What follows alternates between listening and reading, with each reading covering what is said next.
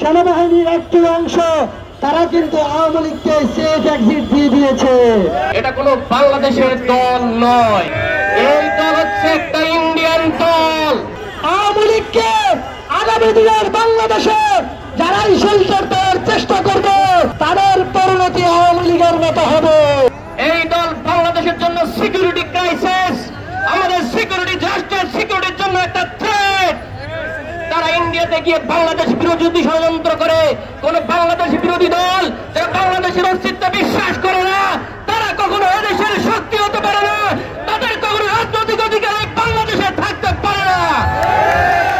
দ্বিতীয় কথা হলো, তারা যে গণহত্যা চালিয়েছে ইউএনের রিপোর্টে সেটা স্পষ্ট পাবলিশ হয়েছে। সুতরাং দেশীয় আদালতে নয়, ইন্টারন্যাশনাল আদালতে তাদেরকে আমরা আলোড়াতে আনতে চাই।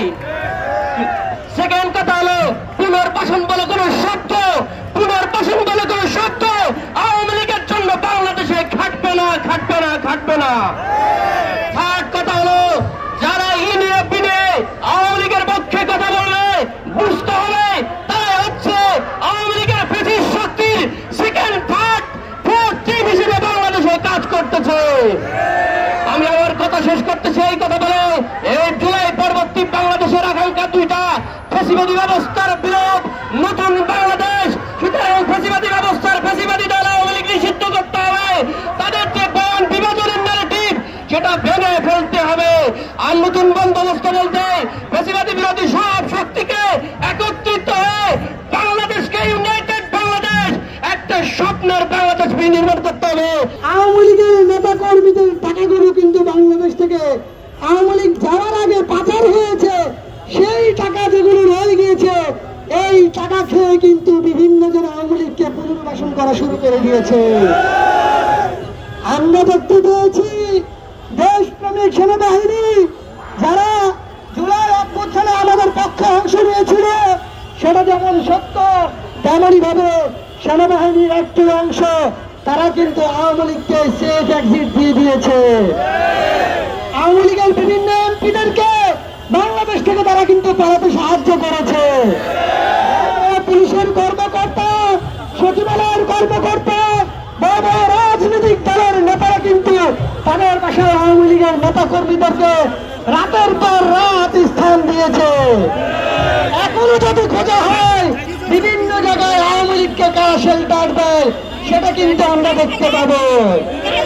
আমরা স্পষ্ট ভাষায় বলতে চাই, আওয়ামী লীগকে আগামী দিনের বাংলাদেশে যারাই শেল্টার দেওয়ার চেষ্টা করবে, যারাই আওয়ামী লীগের পুনর্বাসন করার চেষ্টা করবে তাদের পরিণতি আওয়ামী লীগের মতো হবে।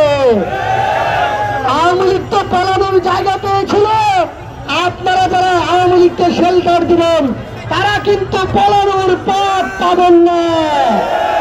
আমরা ছাত্র জনতার পক্ষ থেকে স্পষ্ট ভাবে বলে দিতে চাই, বাংলাদেশের মধ্যে আওয়ামী লীগের পুনর্বাসন করা চলবে না।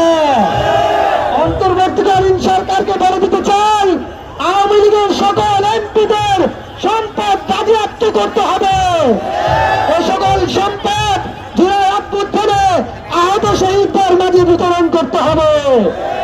আমরা স্পষ্ট ভাষায় বলতে চাই, এখন যেভাবে চলছে আওয়ামী লীগের এমপিদেরকে আপনি অ্যারেস্ট করবেন, তাদের ব্যাংক অ্যাকাউন্ট ওপেন করে রাখবেন, তাদের ব্যবসা বাণিজ্য ওপেন করে রাখবেন, তাহলে কখনো কার্যকরী পদক্ষেপ হবে না।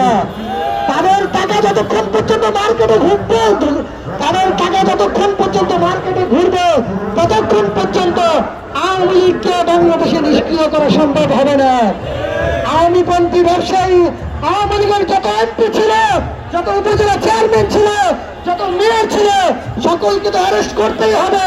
পাশাপাশি সকলের ব্যাংক অ্যাকাউন্ট, সকল সম্পদ, স্থাবর অস্থাবর সম্পত্তি সবকিছু বাজেয়াপ্ত করতে হবে। সর্বশেষ বলতে চাই, আগামী দিনে নির্বাচন হবে, নির্বাচনে অনেকে আওয়ামী লীগের অংশগ্রহণ করার কথা বলছেন। যে দল আগামী দিনে আওয়ামী লীগকে নির্বাচনে আনতে চেষ্টা করবেন তাদেরকে ছাত্র জনতা প্রতিহত করবে।